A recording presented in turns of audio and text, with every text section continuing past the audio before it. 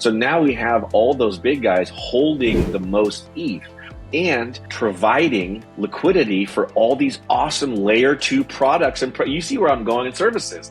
And then if anything gets questioned of like, well, the inflow of spot ETH ETFs is like anemic this week. But now that same thing's going to happen with Ethereum. And only this time they're just going to say, well, we just minted like another billion ETH. And now we can fund all these other things. And you don't have to have Congress approve it because you can just hit a button and say, more ETH, please. Isn't it not just like a digital version of our own weird American dollar? Grab a drink. It's time for another episode of Off the Record on the Rocks. Join Michael Toner and Ankarina Lara as we discuss the latest in all things Web3, AI, metaverse, and crypto. Tune out the noise and turn up the signal as we pour ourselves into the future. Better make mine a double. Oh. There's a swarm in Washington D.C. That's how I would describe it, which is, a couple of weeks ago, ETH DC, the Genesis ETH conference in Washington. You could tell Blockchain Association. I met folks from all different organizations, everyone coming to Capitol Hill. Like there's this like clear set of meetings happening, financial regulatory discussions, like this full-on blitz. You've got, going back even a couple months ago with the Update the System Summit, Andreessen Horowitz had their fingerprints all over it. Coinbase has their fingerprints all over it. Now you've got the DC DAO basically bringing together innovators and technologists and investors and regulatory policy people to figure out what the hell's going on. And if you had asked me a week ago, is there going to be an Ethereum ETF? I would have told you yes. In fact, we're going to need to pull records because I have been saying yes all along. I'm only now realizing that you may have not believed that this thing was going to get approved after all. We got a lot to get to. Yeah, I mean, well, I would like to just, let's just rewind it because obviously the price, let's just talk about the prices of ETH and Bitcoin. So we're recording on the 21st of May. This is a Tuesday and there's been some sideways maneuverings, right? And there's been some FUD in the news. There's been talk about how, well, obviously the SEC is not going to approve any spot Bitcoin ETFs. They're going to blow past their deadline. What happens? The price of ETH starts to slowly drop. I want to say it gets like 2,900, 2,800, which is down from the 4,000, whatever. So then you have, listen to the timing here. Then you have the summit that you go to. Now, what day is that summit that you go to? Oh, well, the first Update the System Summit would have been... No, the ETH one. How middle of May 11th, I think was the date. So May 11th. So, and following that, what has started to come out of the news, and so May, 11th, right here. Okay, so May 11th is a low point here for our ETH pricing at about 2,911. And then it starts to just rip. And it seems like it's starting to rip on, as you were just describing, there's these winds of change. All the people you just described are in DC because everyone's trying to get their story straight as to how they're going to manage if or if not this ETH is going to go. So if you would ask me a few weeks ago, you've been bullish on this the whole time. The ETH spot ETF is coming. I started believing a little bit of the FUD, I think, and just feeling like it opens up a Pandora's box of too many other questions that they are not prepared to answer yet. But then you and I start going back and forth and saying, well, maybe they do want to open the box on purpose. This might have been my conspiracy theory, is that, well, maybe just like FTX, just like Voyager, just like Celsius, you need some straw man to burn down. And like, it's not Fidelity being talked about. It's not BlackRock, right? Isn't it like ARK Investments and Wisdom Tree and kind of these smaller guys? New players. So the question is, are the new players being set up to fail on purpose so that then they can provide, this is the reason why we don't want to do this for everyone? Or is there something else at play where we were texting back and forth to this consolidation, the unexpected consolidation where large spot Bitcoin ETF, potential ETH ETF companies are getting subsumed by larger banks, traditional banks. I think there's a lot of factors at play here. The one that I will say is that if you are the US regulators and you are trying to figure out what to do with an Ethereum ETF, having just watched the massive success of dollars flowing into the Bitcoin ETF, and you want to get a big W under your belt, you want to get a big notch if you're Gary Gensler, you want the crypto community to feel like, okay, there is real movement happening here. I say that the regulators have decided if you can't beat it, you can't beat them, join them. And you watch this domino effect of we had the Grayscale CEO stepping aside. He was the crypto asset manager battling an investor exodus from its flagship Bitcoin fund. So the Grayscale CEO didn't see the same success the BlackRock ETF. This guy's out. Then you got Vanguard appointing new CEO, Salim Ramji. This guy coming in, longtime financial services executive, coming in effective July 8th. Watch that date. And he will precede Tim Buckley, who, my understanding, wasn't a big crypto fan. But here you've got Mr. Ramji coming in after more than a decade as a senior leader at BlackRock.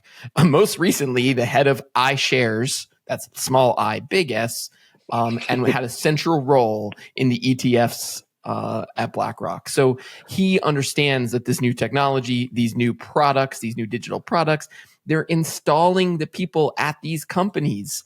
If you can't beat them, join them. And I think that is what you're seeing right now in the Ethereum price, just skyrocketing on these rumors in what feels like a very swift shift.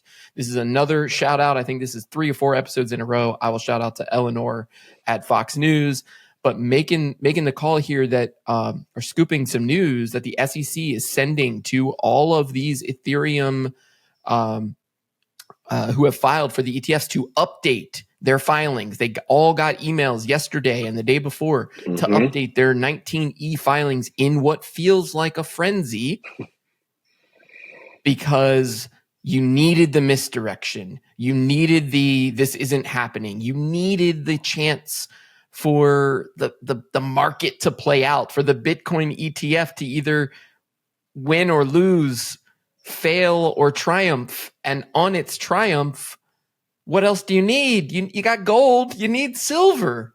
Here comes digital silver, the Ethereum ETF, no doubt in my mind. Look at those backstop dates and you don't have enough. That's what I'd say. You don't have enough Ethereum. Yeah, okay. I mean, it's you've been bullish from the get-go, from the jump, and I credit you for that big time. Give you the hand clap because that's something that's hard to parse and see. The one thing I would say though is I don't know if it's if you can't beat them, join them. It feels more like if you can't beat them or / in this case beat them, convince them in an orderly manner to proceed the way you would like to, then join them. Not really, but just kick them out, fire them, and replace them with someone that you and I know is going to be totally complicit with all of our dirty schemes. And so, like you mentioned, the guy, what's his name? His last name, Ramji, coming in with the Vanguard. Well, then we also have our pal over at Grayscale, Michael Sonnenschein. He, quote, steps down, because that's what people do. All the same week? Really? All the same week? These guys, sometimes you wake up, you look in the mirror, and you say to yourself, it's almost the end of May. It's almost time for me to get the graduation party planned for my, daughter from college. I really think I don't need a job right now. I think I need to quit. I don't need any more money or a salary. It's a great time to just be unemployed. So I'm going to do that. And then, this is the person's coming in. His name is Peter. Here's Peter Mintzberg. By the way, he's from Goldman Sachs and is incredibly bullish on crypto and runs the entire wealth management division.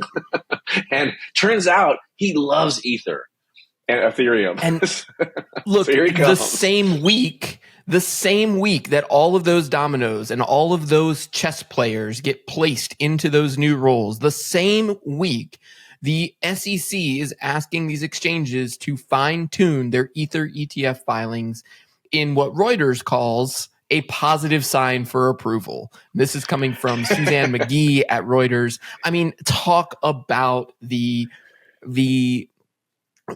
just the flash boom factor here. Like it was all smoke and mirrors. It was all FUD to get the people who need to be in place at these critical institutions to make sure you've got 51% shareholder voting power, right? To make sure that there is a process in place to manage it. And when I say manage it, I mean manage it. I mean, which basically means, if those who can't see us, we're talking air quotes here. This is basically, we talked a little bit about the nuance of Ethereum and how it and many other cryptocurrencies that are built on the Ethereum blockchain differ from Bitcoin. And that's what you were just describing.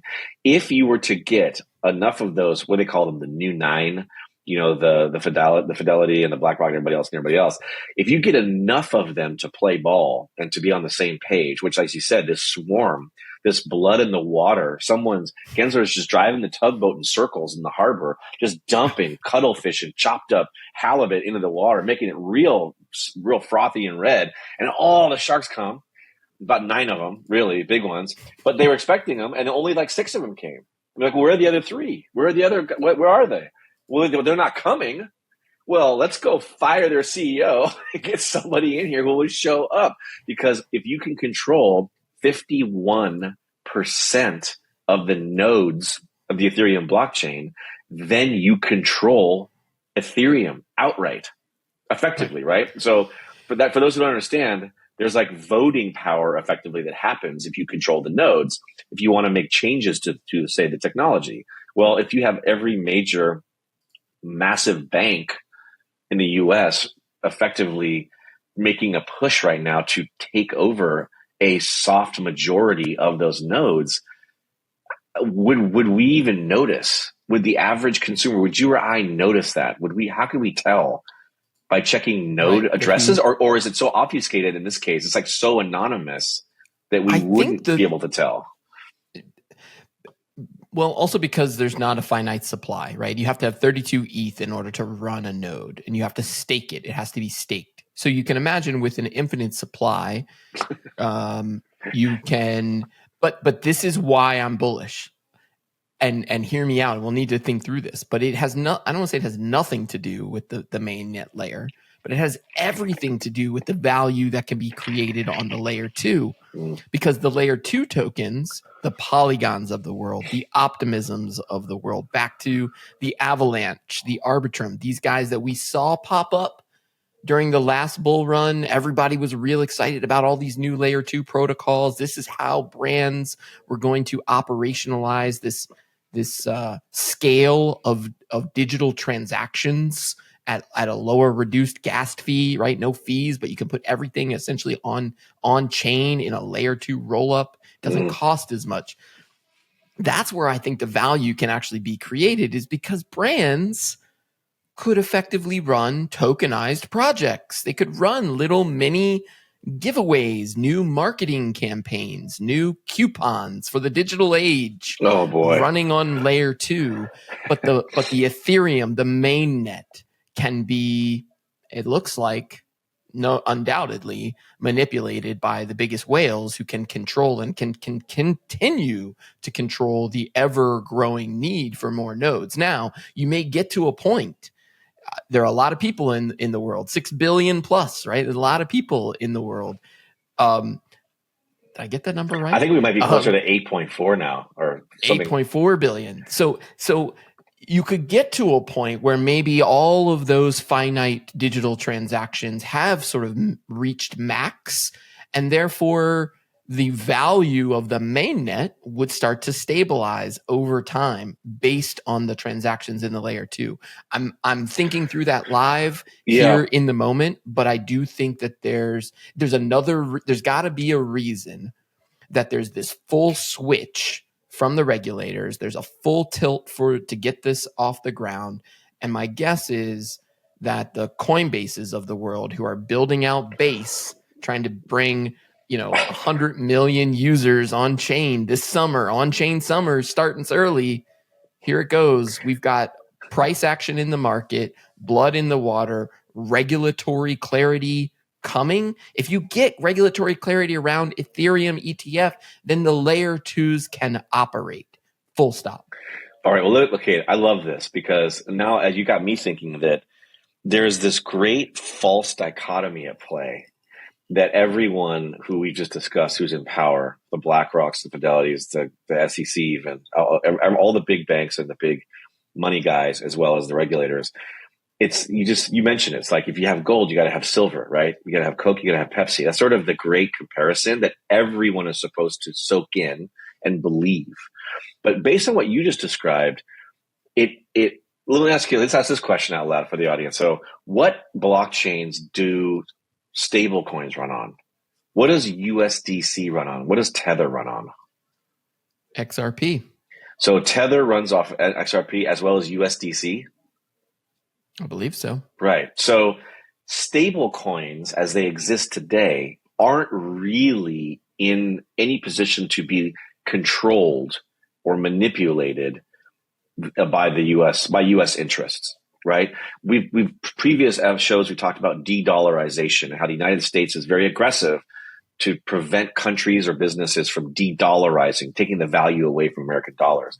What if we start thinking about Ethereum and the Ethereum blockchain as like a weird analog for fiat cash, American cash? And when I say that, what if you said, okay, you're the government and you have all these giant banks and you run this current operation, which is called the United States, and we have this funny thing that sits over on the side, which is private, called the Federal Reserve, and we've gone through this many times, who loans money to banks when they need it. And then you have these banks, which are the banks we're just mentioning, right? The BlackRocks and Goldman Sachs and Fidelity and US Bank and so forth. And they are the ones who manage it. Now, what happens when there's some kind of a crisis or we need something? Well, they turn on what everyone likes to call the money printing machine, and they produce more American dollars. We've done this most famously very recently during the pandemic to the tune of a couple $1 trillion printed to stabilize the American economy at a time of need, right? Okay, that's the fiat system. Now, everything I just described there exists as part of the Ethereum analog. You have nodes. Well, what are nodes like? Well, you have to have 32 ETH to be a node. Well, that sounds like a lot of money by today's standard with the price going up. It's like 120 grand. Who has that kind of money? Well, BlackRock and Fidelity and all these other guys do. Who knows? Maybe the Federal Reserve has their hands in some ETH. So now we have all those big guys holding the most ETH and providing liquidity for all these awesome layer 2 products. And you see where I'm going in services. And then if anything gets questioned of like, well, the inflow of spot ETH ETFs is like anemic this week. Because remember, there were some reports saying, well, spot Bitcoin's flowing into Fidelity or for BlackRock stopped for a week and like it was this much money and blah, blah, blah. And you're like, oh, wow, it's kind of interesting. But it's just still such big numbers. Okay. But now that same thing's going to happen with Ethereum. And only this time they're just going to say, well, we just minted like another billion ETH. And now we can fund all these other things. And you don't have to have Congress approve it. Yeah. Because you can just hit a button and say, more ETH, please. Isn't it not just like a digital version of our own weird American dollar? And are they going to make it the American dollar? Is our new stable coin that the Democrats want so bad? That's the new CFTC, CFTC, the new CBDC, central bank digital currency. Is it going to be on Ethereum? Because it seems like it should be if they want to control it. I'll stop my rant. That's where I'm thinking things are headed. I mean, the only comment I have is that on May 16th, Republican Congressman Thomas Massey introduced a bill to abolish the Federal Reserve, House Resolution 8421, titled the Federal Reserve Board Abolition Act. The proposal seeks to get rid of America's central banking system. I mean, it is crazy that you and I have been digging into this, covering all aspects of the de-dollarization of the explosion in layer 2s and NFTs and brands and the regulatory climate. And we followed the Bitcoin ETF. Here comes the Ethereum ETF. Here comes all the players getting installed into the major financial institutions that we now see as pro crypto. And now here comes, as you just described, a solution that would allow this new equivalent of the US dollar in a digital format. And they're saying, we don't need the Fed anymore. And it's like, no shit, you don't need them. And think about the innovation that can occur, because we're talking about this in terms of buying Ethereum or buying Bitcoin. But when you get to the layer twos and you get to the innovation that can be created on top of those protocols, the transaction layer that can now go and be created, well, guess what else can happen? It can be funded in crypto. Now, startups, all those people that just got their no more NDAs, you don't have to worry about non-competes. We talked about this the last episode. That was the match that lit the innovation flame. And then what's the other gasoline you need to pour on it? Money. Money, and spelled that way. So this is, I mean, to put a punctuation mark on it, the article you just referred to with this Senator Massey, this is from 3 hours ago, and we're just looking at it now. And he states, and this is in quotes, Americans are suffering under crippling inflation, and the Federal Reserve is to blame. During COVID, the Federal Reserve created trillions of dollars out of thin air and loaned it to the Treasury Department to enable unprecedented deficit spending. By monetizing the debt, the Federal Reserve devalued the dollar and enabled free money policies that caused the high inflation that we see today. And the timing is perfect, right? You cannot accomplish this with the internet and internet protocols and all the layer twos on the internet that specialize in security and privacy. The reason why we have CAPTCHA trying to tell us how to identify fire hydrants and bridges to prove that we're human so we can go access our money. No, they needed blockchain. And now that the blockchain is here, apparently all it takes is a Twitter poll on the X platform for a senator, a Republican senator, to say, you see, 115,000 people answered my Twitter poll, and they overwhelmingly want to see the Fed gone. Here's the bill. I'm going to give us the next chapter in this as we are staring down Memorial Day weekend. As I just described to you, the flurry of activity that has occurred in Washington, D.C. We've just covered the installation of high-valued CEOs at some of the largest financial institutions in the world. We're seeing the scramble from the SEC to update these filings. You've got senators calling to abolish the Fed. And what bill is going to get a vote before the Memorial Day weekend? This is coming from Cointelegraph. It has been, people have been calling this the last couple of weeks. I will call it here and now. We may need a special episode, but the legislation coming out of committee from last year, we talked about it. That's right. And it clarifies the role of the CFTC, the Commodity Futures Trading Commission, as well as the Securities and Exchange Commission, both of which Gary Gensler happened to work at, if I didn't mention. But this, it sounds like House Republicans said the full chamber will vote on the FIT 21, that is the financial innovation and technology for the 21st century.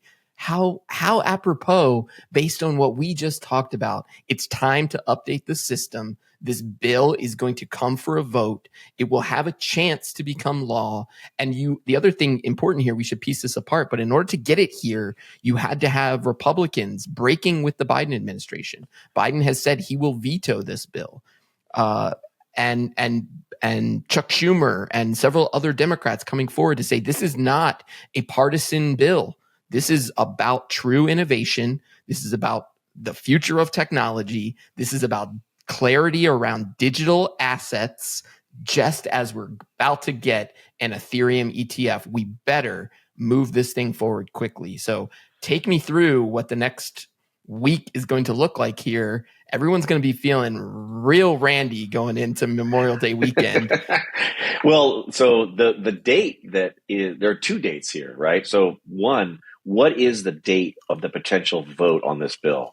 Is that this Friday? I mean, it's got to be today's Tuesday. Well, so today's Tuesday, and the reason I say that is because Thursday this week is the 23rd, and that's technically the deadline, the first deadline for the spot ETF for Ether, for Ethereum. And that's all related. and that's the Van Eck spot Ether ETF. That's the date of the vote, or the SEC deciding on that, which is this Thursday. And if they don't decide this Thursday, the can is kicked down the road for 240 more days. 240 more days. You can't imagine that. But what that suggests then is, does Van Eck get kicked down the road and then the House, then they vote on Friday? I'm literally reading, this is from 2 hours ago, Eleanor Terrett, shout out, scoop from CoinShares. I guess Valkyrie funds will not apply, but it says an issuer source tells me regarding the spot ETH ETF, things are, quote, evolving in real time. 200% increase odds from Bloomberg on the SEC approving an ETH ETF. So that's telling that Bloomberg is calling this a 200% increase in the chance. I mean, that you can't write that any more clear. This is happening. So if that is happening, then this bill is going to need to get attention like stat. Because exactly, the timing is now. It's crazy like how they brought these together at what feels like just a massive apex for the digital crypto Web3 market. I mean, well, and then wild. Let's pan back just a second. Let's just put a couple pins the official on all start of summer. Because this might be the official start of summer, but then we know there is a seasonality to the hysteria of our government, or the perceived hysteria, right? People say like, well, how could it be that we're like rushing to this date? I mean, we all perceive it to be a rushing to the date. To think that this is somehow some big surprise that all these people have not been working on leading up to this is crazy. This is something that's been thought about and worked on. The articles that come out are designed to keep you distracted and just give you a little taste, so that way you kind of keep on your own sense of the narrative, and they can come out and they can make these surprise announcements, right? Remember how coy they were with the spot Bitcoin ETFs. But if this is seasonal, the government likes to take a little summer break. And the summer break typically, I don't think, is even at the 4th of July, like that weekend. Now, the homeboy who's going to take over the new job over at, I forget what you said it was, not ARK Investments, but the CEO of Vanguard, he starts the Monday after the 4th of July. Okay. That's perfect timing. That's effectively the start of the second half of the year. If we're looking at we know as we go into the birthday of America, it's going to be some number of days before that. As kids get out of school, as sort of life and camp starts, the government sort of slows down a little bit as we hit the summer skids. So they are going to try to ram a lot in these next couple of weeks. What else is happening this week? I think all the defendants and everyone who's given their testimony, that's all wrapped in the Trump trial, the current hush money trial. That's all today. What did you find? Well, it's. I was looking back for this, but there's one other thing that we didn't talk about, and then we can get to the full macro picture here. Yeah, just how distracted everyone is as this stuff's happening. But this was from earlier in the week. We didn't talk about this, but the SEC's they called it SAB 121, which was the ruling that discouraged financial institutions from being custodians of digital assets. This rule, this overturned this week. They voted on that. It actually got voted. I can't believe we didn't start with that. In all of the things that we talked about, this ruling, this like bulletin, whatever these SAB 121s from the SEC, it's like a recommendation discouraging financial institutions from being custodians of digital assets, and they overturned it. And where this got interesting was, I guess, from the moment that you get a vote in both the House and the Senate, the president has 10 days to review it and decide whether or not to veto it, sign it, or do nothing.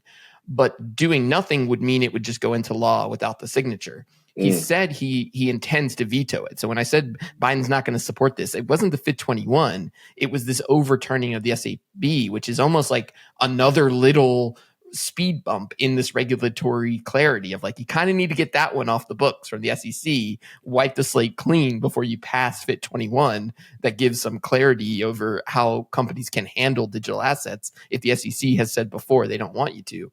But this is where the timeline gets interesting with that 10 days. So that 10-day timer started, I believe, on May 16th.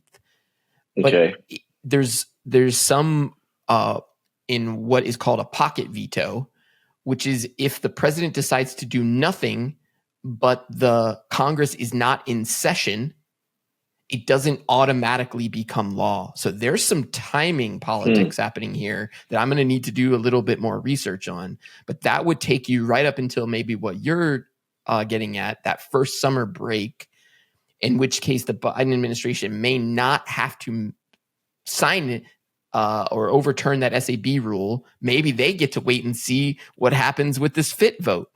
And see, they get to see, does this thing come forward? Do we get the Congress to iron it out? And if they iron it out, then there is the expedited timeline of you could overturn the SAB 121 from the SEC, you could approve FIT 21, and you would be flying into July 4th in August. Yeah, because this SAB 121, this was the rule that was introduced by the SEC, or however you called it, the recommendation.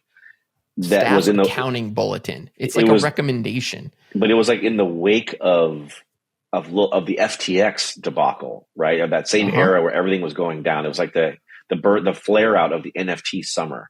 So, and that one specifically said it mandates. So I don't know about the bulletin recommending, but this one says it mandates that the companies that are holding customers' cryptocurrency, meaning if you don't have it on your own thumb drive, if you do not have your own keys to it, then they are holding it on their exchange, then they must treat these assets as liabilities, requiring them to be recorded at a fair value on their balance sheets. And we know there's a lot of questionable accounting that was going on with guys like over at FTX, which made it so that when everyone wanted to come and remove their money, they were insolvent. So that was a protection basically to say, hey, exchanges, you need to basically back, your assets or have them as liabilities. So now if that's going to be repealed, let's just say, what is describe to me the nuance of that the other one that might be repealed? That's not SAB 121. Oh, well, I'm not to be repealed, but the FIT 21. FIT 21. That's the one that's just about to be put forward.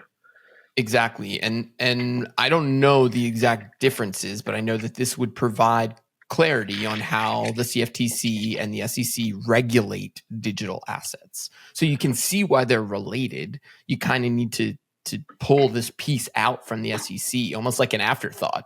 Yeah. Like they forgot about this little piece because that vote actually already happened. It's actually done. It already occurred. And now it's sitting with Biden and what he's got to do, which may be why this one is getting rushed, which may be exactly why the SEC is scrambling to have these guys update their applications to get these things in so that the S1s can come. If they don't come Friday, then I would predict that Tuesday after Memorial Day weekend, you would see that approval. We could go back to that date. Yeah, because if what you're saying is there's a 10-day swing, and if it gets into a recess and then it becomes nullified, then these guys are motivated to get this vote out and on the table in advance of the 10-day clock so that there has to be a decision before any kind of recess. I just think it is fascinating that we are right here, May 21st, talking about true SEC clarification, CFTC clarification. This stuff is happening in Washington, D.C. The other thing that you just said, remember when the Bitcoin ETFs got updated like moments before they got approved? What was the thing that they had to do? Maybe this is where the SAB, if you don't hold the keys, then you got to hold it on your books. If you hold it on your books, what did they make the Bitcoin issuers do? They had to hold US dollars to back it. It had to be backed with greenbacks. There you go. There's what the amendment's going to be to the ETF. No doubt. It didn't say it had to be backed. It just said you do not have to have 100% Bitcoin. You can back it with Bitcoin and cash. A combo, because before it was, remember, my pal here at Coinbase, Brian Armstrong, he is the surveillance partner. And that surveillance partner is going to work across every one of these, new 9 Bitcoin ETF offerings. But I think someone probably realized, well, shit, that's really a weird single point of failure. And it also makes Coinbase sort of artificially a little bit like a new era digital Federal Reserve. Maybe they thought, like, well, that actually centralizes so much power as a single. They're the only watchers. No one's watching the watchers. So if you realize, okay, that's a bad plan, and by the way, we want to keep squeezing these guys at Coinbase and keep suing them for random things, because they're our pals, but somehow we keep suing them, then let's just leave them out of it as surveillance. Now you can put Bitcoin and cash on your balance sheet. Now the spot ETFs can come out and look at the inflow and look how great success. So yes, I think what you're saying is, hey, someone's going to say, hey, for this Bitcoin or for this Ethereum ETF, we can't just have Ethereum. But then someone's going to say, yeah, but can't we just print as much Ethereum as we want so it doesn't matter? So no. Don't say stuff like that. Just back it with Ethereum and cash, and then you'll get fast-tracked approval. And then if you need to print more Ethereum, do it, because we'll print more cash if we have to anyway. I think you're dead on. We can now balance it using these two digital assets. We got it now. We figured it out. Yeah, it's like hey, if you need us to print more cash, well, we could do that. And if you need us to make more Ethereum, well, we can do that. So look, aren't we good? We're solvent, right? What do you mean there's no more Ethereum left in that vault? We'll make more. Make some more Ethereum. Hit the little button, click. Okay, good. Here we go. It's that easy. You don't even need to turn on the Bureau of Engraving and Printing's lights and tell the guy to open the door and fire up all the machines. You literally tell one kid to hit a few keystrokes. The next thing you know, there's a billion. No, you tell the AI bot, man. You don't need the kid there. Well, that's the name of the AI bot's name is the kid. They just have this little server running in the corner.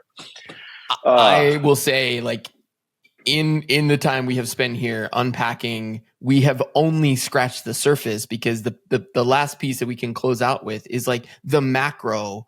Trump is on trial in New York City. It is consuming the airways, the financial media. That's also what's interesting, right? You got to be careful about this too. Markets are running as he's in the news.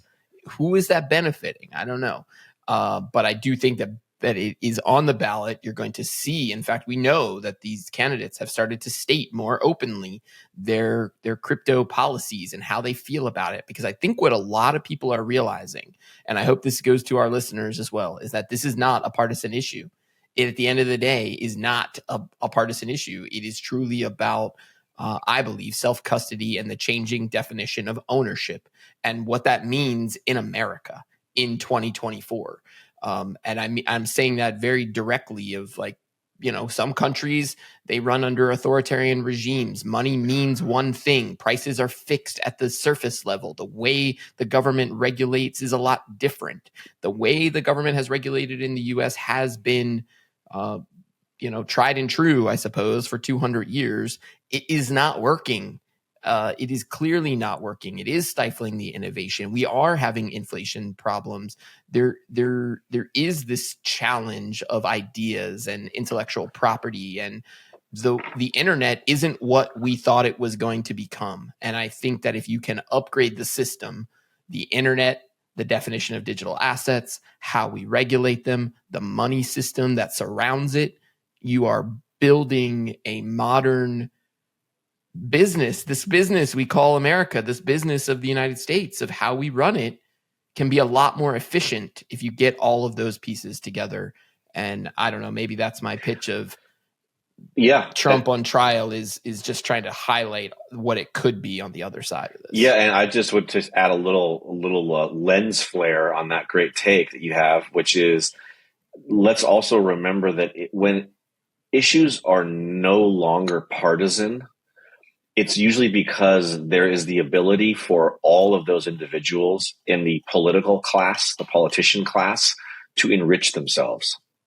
And if we've demonstrated and we've seen, and this is data now, it goes back for decades, that senators and Congress people have a peculiar knack of buying and selling stocks at just the right times, because there is no real insider trading laws that apply to the people in the government in the same way as it applies to private citizens. And they get information in advance of everyone else in the world, and their spouses or friends often make purchases that, of course, they just had a gut feeling on and make tens of millions, if not hundreds of millions of dollars. So if there already is a mindset that exists among the political, we'll call it the ruling class here in America, the political class who makes the decisions and the rules, then you would say, okay, everyone, there's this thing called cryptocurrency. There's a bunch of bad actors out there, and we're going to take them down one by one, and we're going to find them and put them in jail. Some of them are Americans and a lot of them aren't, but we're going to just go down the road. But in the process, we are going to create a series of laws and rules that, as you said, passing these things just sort of in the dark because there's so much air cover with Trump's trials and other things going on. I mean, my God, we haven't even talked about the fact that the Iranian president seems like he was assassinated, and his entire ministry, his entire cabinet. And that's another giant weird story that sort of puts us closer to an all-out, hot war with Iran and Israel and everyone else involved. But all of that's to say is that if you get all the senators and all the Congress people in the room together and say, hey, everybody, don't you remember how we all got really rich with the traditional markets? This is a new market, and we're going to control it. And we're going to make sure all of our banking partners have access to hold both crypto and fiat on their banking sheets to offer these new products. And gosh, isn't it going to be amazing when we're going to start to hear that there are senators and that there are Congress people who are running Ethereum nodes, and that like the state of Wyoming might actually be an Ethereum node? Because there was a story we glossed over a little while ago, which is the state of Wyoming went out and just bought all kinds of Bitcoin. The state of Wyoming, which is bizarre. The ETF. Oh, sorry, the ETF. The ETF. The ETF. which is like, if states are now buying into these products, has a state ever bought 1,000 shares of Apple or Tesla? Is that even? I think state pension funds, teacher pension funds, purchase, which we know BlackRock is one of the largest holders of teacher funds. So why wouldn't the states disintermediate that if they know where the investments are? If I'm Cynthia Loomis and I'm following every minute detail of this regulation and where it's going to head, and I want to not just myself benefit, but I want my state to prosper, makes sense that Wyoming piled in a couple of Bs. I don't remember what the final number was. We're going to have to leave it there. Yeah. We got to watch closely what happens with this vote. I'll be following the Congress votes, seeing if anything pops up on the docket in the coming days. I will likely be downtown D.C. tomorrow, trying to get the scoop. Tomorrow is the anniversary of the Bitcoin Pizza Day, and there are a lot of activities happening. I'll tell you that, including some free pizza. I'll send you some pics. Let's do that, and then let's catch up after. Before the end of the week, we might have to have a special recording. This is awesome. Hold on to your thumb drives, man. It's about to get wild. That's all the time we have for this episode of Off the Record on the Rocks. Join us next week for more news on all things Web3. Check, please.